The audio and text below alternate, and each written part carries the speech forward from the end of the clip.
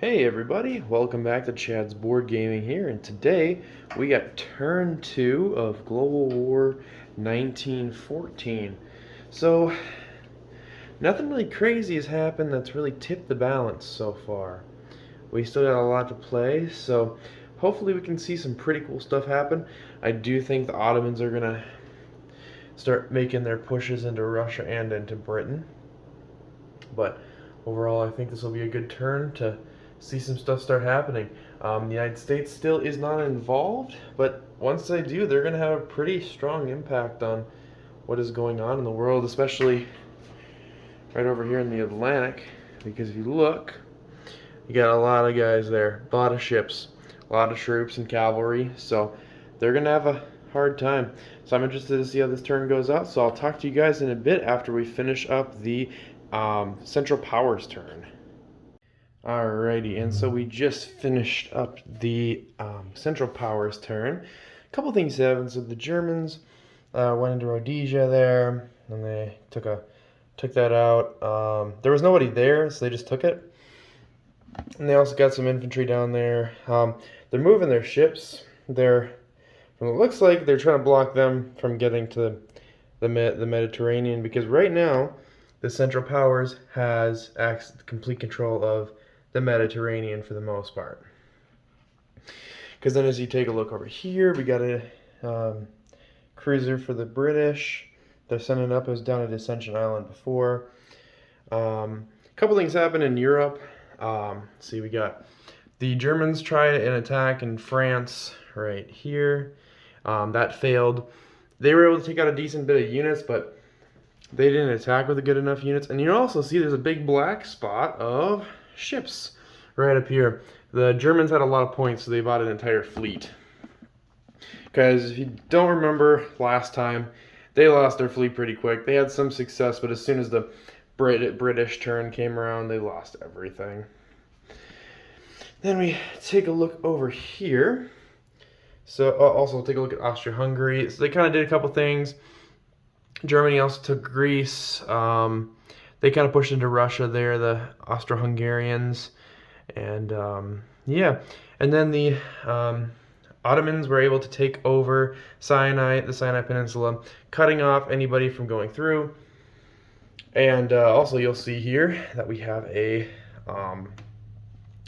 Austro-Hungarian force that landed. There's a German fighter there. They moved it up from down there, 6 spaces away, so they were able to get it there. So they landed in Alexandria there, and for the most part, it looks pretty well. The Ottomans did start moving troops down here. They were going to try and stop that British advance into the Middle East, because that could be problematic if they can get back to Sinai and take it back. So it looks like they're pushing towards taking those guys out that are there.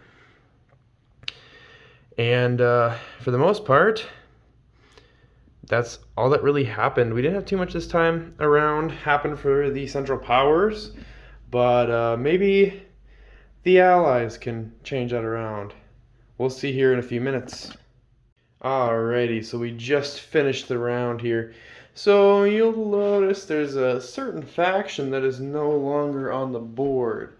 So the role for the Russian Revolution happened. So pretty much now the Russians are out of the game.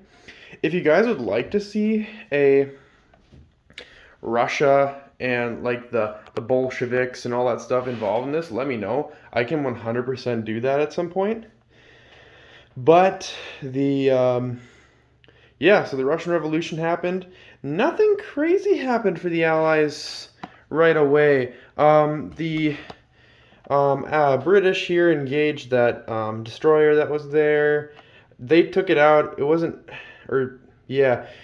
anything crazy. They also landed the Australian Expeditionary Force there in Oman. So that'll be cool to see those guys in action. And then, let's see what happened over here. So the British engaged the subs, the U-boats up there. They lost. The British force started building up the naval forces again. Started getting units on transports to bring them over to Europe.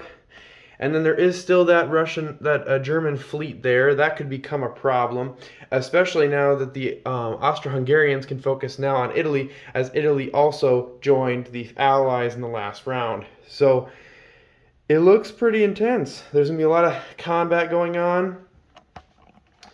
And, oh, we still have a combat round that wasn't even done. We'll have to do that. Here, we'll pick it up once we finish that combat round. Alrighty. So, round of combat ended. It was an unsuccessful attack. The British pulled back in the last combat round. Didn't want to risk that, so the Austro-Hungarians are currently in command of Alexandria right now. But it looks like the Middle East is about to become a big hot spot now, especially because of that landing. But we will see how the next few rounds go. We'll be picking up this with the next part with turn 3, which we'll do kind of a little brief synopsis. We'll do the Arab Revolt starts. We'll roll for Arab Revolt or the Zimmermann telegram, and as you can see, we have some German forces in Mexico at the time they were there. So they're getting ready for the Zimmermann telegram. And if that goes through, then they get to join, and the Americans join a turn early. Or if the Arab Revolt happens, the British get some extra reinforcements down there, and America doesn't come in until turn 4. So we'll see you guys in the next one.